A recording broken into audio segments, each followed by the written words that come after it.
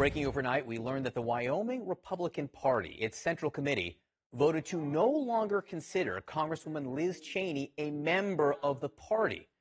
The decision all stems from Cheney's efforts to hold Donald Trump accountable for his role in the insurrection on January 6th. The news broke in the Casper Star Tribune. The vote was 31-29.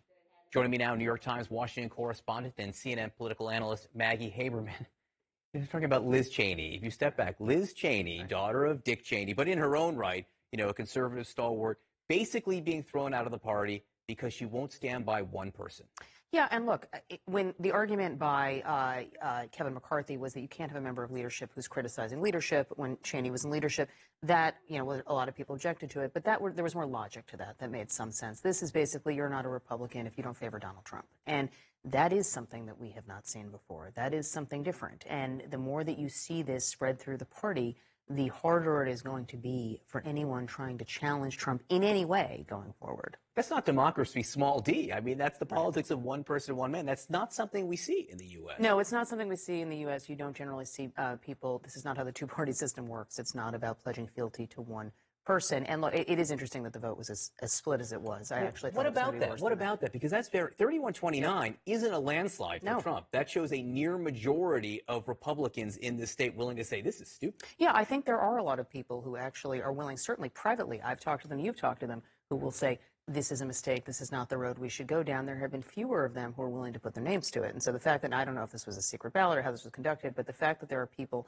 at least in numbers, who are willing to oppose this does mean it speaks to something we are seeing. There are people in the party who are uncomfortable with this drift toward supporting this one person over everything else. We're going to come back to that in just a second because I want to hit what's happening with Steve Bannon first. Now arraigned on charges of contempt of Congress. He came out afterwards and said, this is basically the best thing that ever happened to me. Let's listen.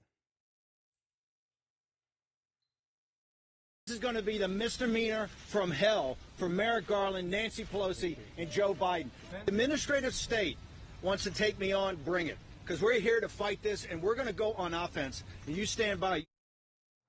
Okay, A, what's he doing here? So he's clearly having the time of his life to some extent, turning this into a circus, right, and turning this into some effort to be a martyr. Normally, you don't see a defendant say things like that right after some kind of an arraignment. You see the lawyer talk, and it's more restrained. His lawyer has been talking, but Bannon is using this to galvanize support for Bannon, as Bannon often does. David Schoen, by the way, will be on the show later talking to Brianna. I understand you've got reporting on whose idea it was to get him, and he was one of Trump's impeachment lawyers in February, second impeachment lawyers, whose idea was it to get him connected to Bannon. So I don't know specifically whose idea it was. I do have reporting that Trump asked Schoen to get involved in this, and that Schoen said yes. I think it's a logical step that Schoen, who did Trump's impeachment, the second one, would not have been involved if Trump had not wanted him to. But that Trump is giving him this nudge and asking him to take the case tells you where Trump's head is in terms of Bannon. Trump issued a statement. Trump, we should just note, over 4 years has been all over the map on Steve Bannon. And so, more recently, he has turned into a supporter of his, as Bannon has been more vocally supportive of Trump. And so I think that is what you're seeing. What it means for the privilege fight, I don't think we can take a guess at that, but I do think people read into that. All right, how much time we got? Because I want to know if I can play the full. Okay, Chris Christie. I want to play a little sound of Chris Christie talking to Dana last night. Dana Bash did a special about Chris Christie, what he's thinking. Will he run? Would he take on Trump? Play a little bit of sound from that. With all due respect, that sounds like a cop-out. I know. I'm sure you think it's a cop-out. But you know what? I also know that there's no reason to create tumult in a party that already has a lot of tumult in it. All right. The question there was, would he take on Donald Trump if Trump ran for president? And he dodges the question. What's most interesting to me about Chris Christie isn't about Christie himself. It's the idea that he's willing to an extent to directly criticize Donald Trump. And it makes me wonder now whether something has changed over the last few weeks where there are serious Republicans, say what you want about Chris Christie, but he's a serious Republican, who think there's an avenue now to take him on. Yeah, or at least to not necessarily take him on directly for themselves in terms of running, but at least to confront what he's been saying and what he represents in terms of the party going forward. I interviewed Chris Christie recently as well. He made some very similar points, but what he did say to me was that the victory in Virginia by Glenn Youngkin, and the fact that New Jersey's gubernatorial race was as close as it was, those are two blue states, shows you, not entirely the same, but they're still blue states, shows you there is some window for people who want to talk about issues as opposed to just talk about Donald Trump and the things Donald Trump wants to talk about. And that was very much the vein in which he was speaking. If it's just Chris Christie, that's one thing. But if it's Christie, that's right, and then someone else, that's right, and then someone else, it's another. And as they perceive Joe Biden, whose approval rating is not good right now,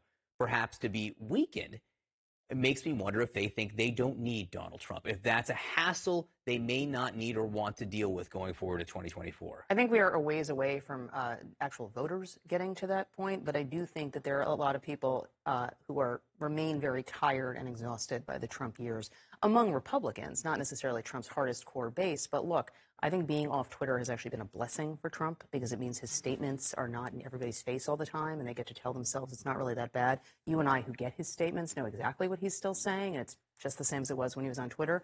I think that the more people get a reminder of Trump and his conduct, and I think that you will see that when there's a report by the January 6th committee, which there will be, I think you will have reminders of why people got tired by the end.